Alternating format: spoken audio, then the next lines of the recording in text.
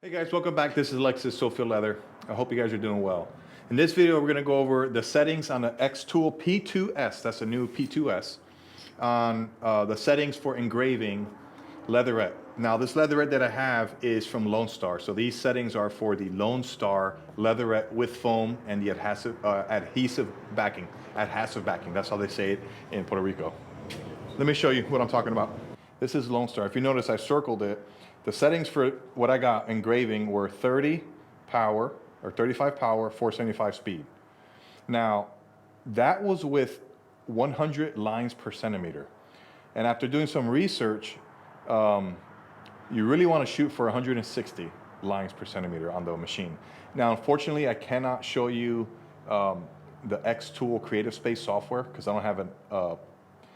don't have the capabilities of filming my screen. But just know that I have to redo all these. This is the reason why I'm making this video. I spent like a whole day figuring all this out, but it was at 100 lines per second. 100 lines per centimeter, and it should really be at 160 because I did a little test piece. This is at 160 lines per centimeter,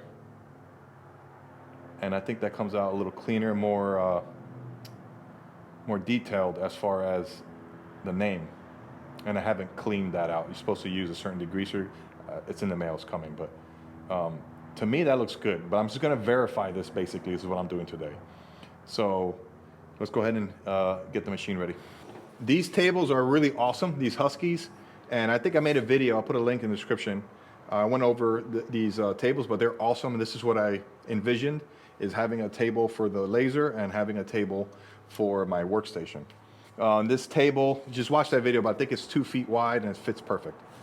So I have all my Leatherette in this drawer. I already cut a sample piece. I'm gonna put it in here. This is not a tutorial on running the machine. I simply just want to give you guys the parameters for engraving Leatherette from LoneStar, because this is basically this is how I do all my nameplates and stuff. So I put this joker right in the middle here. I put the little clamps to hold it. But the air assist, if you cut something out, it'll want to blow, especially thinner materials like paper. Sometimes I cut paper and binding paper, which I'll let you know why in a little bit. But the air will push it out and get in the way. So I always make it a habit to go ahead and do that. Let's go to the computer.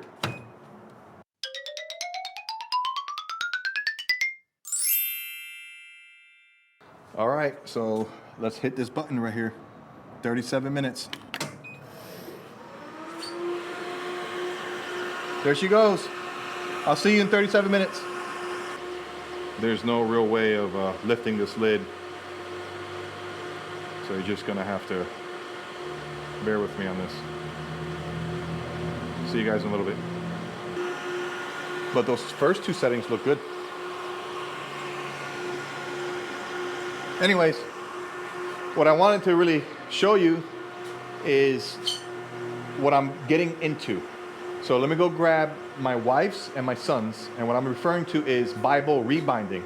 I've been really wanting to get into Bible rebinding. A couple of brothers from church requested that I rebind their Bible, and I've never done it before. Went down the YouTube rabbit hole, and I've worked on 2 already, working on my 3rd one, trying to finalize it. So I'm going to show you my very first Bible rebind. It is absolutely atrocious. Yes, but let me go grab that for you real quick.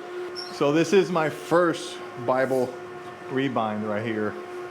And if you notice the back there, I laser etched my wife's name, the translation, and Holy Bible on there. See how it's off-centered? And that is because putting this in putting the block into the liner and making sure it's nice and square is hard. And if you notice, the way I prepared the block, I kind of squished it. I put it in the press too hard and it deformed it. So that really pushed out the middle of this and it didn't make it right. But this is double lined. This is a leather on the outside and lined with leather on the inside. That's laser etched. See how I did it all messed up? The creasing's all messed up in there. But this is hand stitched with Ritza Tiger thread. And I wanted the yap, see the yap, the distance right here, to be 3/8. And it kind of came out on the edges here, but not so much over here. And that had to do with the placement, the way I put it in there.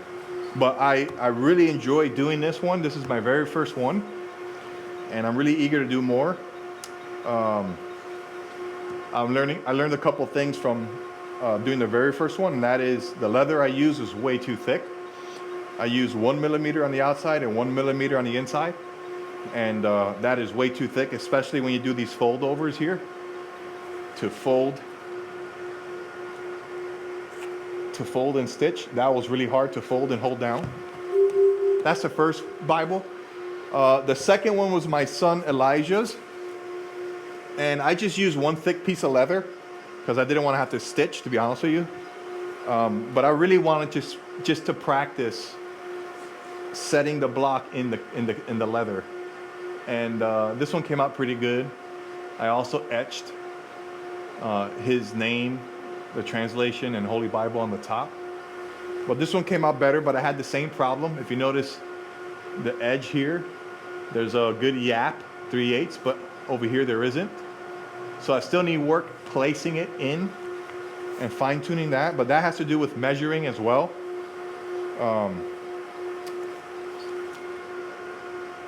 I etched my maker's mark on there as well. I repaired a whole bunch of pages. Anyway, this is really fun. I think I'm gonna probably do 3 or 4 before I get really good at it. I don't know how this video turned into a Bible rebinding video, but I just wanted to show you what I got going on. Let's go check that laser machine. It says we have 9 minutes left.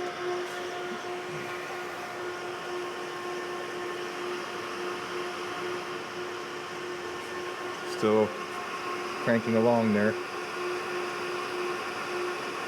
I'm curious to see how that looks like. Here's a side note. The Xtool allows you to save your settings, but it's always good to have one on standby. And if you notice, I X'd out my old settings, and that gives me a reference to change those, and that's what we're doing today. But yeah, it's good to have one of these on standby, sitting by your computer. All right, she's done. Let's see what she's got. Clean this off a little bit. This is what we got. I'm gonna clean some of that off real quick.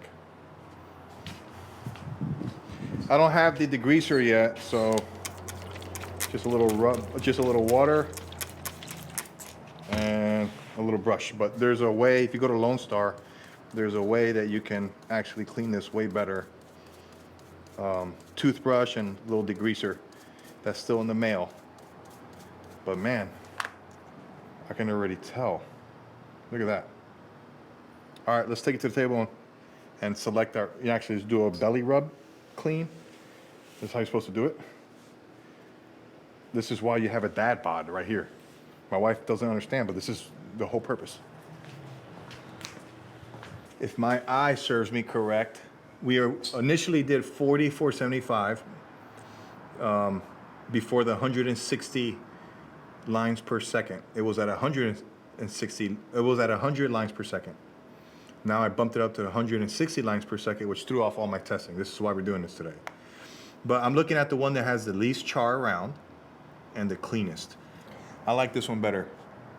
400, 20% power, 400 speed.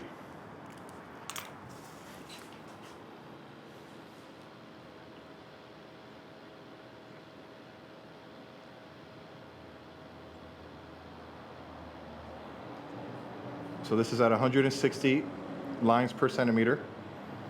And I chose the power 20 for engrave, the speed 400 for engrave. For the score, which is these letters on the outside, the score, I have power 25, speed 250. That's all I got for you guys. Thanks for watching this long-winded video. Talk to you later.